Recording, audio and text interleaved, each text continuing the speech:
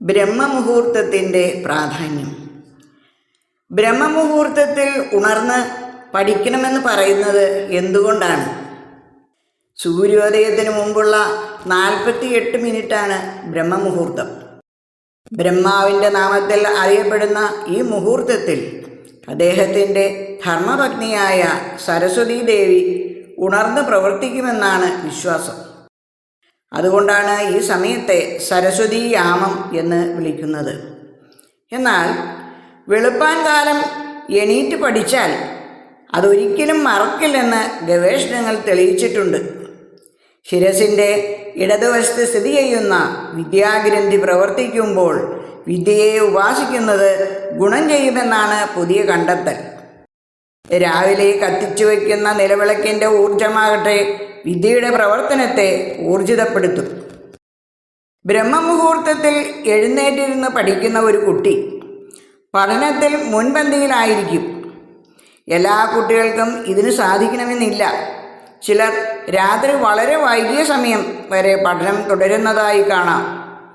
ഇതത്ര നന്നല്ല. ഹൈസ്കൂൾ തലം മുതലെങ്കിലും മാതാപിതാക്കൾ വെളുപ്പാൻ കാലത്ത് കുട്ടിക്ക് പഠിക്കാനുള്ള സാഹചര്യം ഒരുക്കേണ്ടതാണ്. ഉയർന്ന വിദ്യാഭ്യാസത്തിലേക്ക് കടക്കുന്ന ഒരു കുട്ടി രാത്രി 10 മണി വരെ പഠിച്ച ശേഷം ഉറങ്ങുക. വെളുപ്പിന് 4 മണിക്ക് ഉണർന്ന് പഠിക്കുക.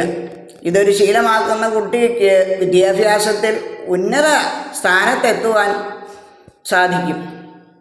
തുടർന്ന് സമൂഹത്തിൽ ഉന്നതിയിൽ എത്തിച്ചേരുവാനും കഴിയും. അച്ചടക്കം പാലിക്കാൻ തയ്യാറാകുന്ന ഒരു വിദ്യാർത്ഥിക്ക് ഉന്നത വിജയം നേടാൻ കഴിയും. വിദ്യ സ്വയം താല്പര്യപൂർവ്വം അഭ്യസിക്കേണ്ട ഒന്നാണ്, അടിച്ചേൽപ്പിക്കപ്പെടേണ്ടതല്ല. സമയം ശരിയായി വിനിയോഗിക്കുക എന്നതാണ് ജീവിത വിജയത്തിൻ്റെ ഏറ്റവും അത്യാവശ്യമായ ഘടകം. സമയം പണമാണെന്ന് പറയപ്പെടുന്നു. അതിനാൽ സമയത്തെ പണത്തിനെ പോലെ കണക്കാക്കണം. ഓരോ നിമിഷത്തെയും ഓരോ രൂപയായോ ഓരോ സ്വർണ്ണക്കട്ടിയായോ കരുതണം. യുവത്വത്തിൽ നഷ്ടപ്പെടുത്തിയ ഓരോ മണിക്കൂറും നിങ്ങളുടെ പരാജയത്തിൻ്റെ അധ്യായമാണ് എഴുതി ചേർക്കുന്നത്. അതിനാൽ സമയത്തിന് പ്രാധാന്യം കൊടുക്കുക. ബ്രഹ്മമുഹൂർത്തത്തിൽ ഉണർന്ന് പഠിച്ചാൽ അത് വലിയ ഗുണം ചെയ്യുമെന്ന് മുതിർന്നവർ പറഞ്ഞാൽ ഒരുപക്ഷെ കുട്ടികൾ അതത്ര കാര്യമാക്കാറില്ല. മാത്രമല്ല, അവർ പ്രത്യേക ട്യൂഷന് പോകുന്നതിൻ്റെ മഹത്വം മുതിർന്നവരെ പഠിപ്പിക്കാനും ഒരുപക്ഷെ മുതിർന്നേക്കാം. എന്നാൽ വെളുപ്പാങ്കാലം എണീറ്റ് പഠിച്ചാൽ അത് ഒരിക്കലും മറന്നു പോകില്ലെന്ന് കുട്ടികളിലെ പഠന വൈകല്യങ്ങളെക്കുറിച്ച് ഗവേഷണം നടത്തുന്ന ശാഖ കണ്ടുപിടിച്ചതായി അടുത്ത കാലത്ത് റിപ്പോർട്ട് വന്നിട്ടുണ്ട്. ഇവിടെ മഹാത്മാഗാന്ധിയുടെ വചനങ്ങൾ ശ്രദ്ധേയമാണ്. അത് ഇതാണ്: ഒരു നല്ല വീടിന് തുല്യം വയ്ക്കാൻ ലോകത്തൊരു സ്കൂളുമില്ല.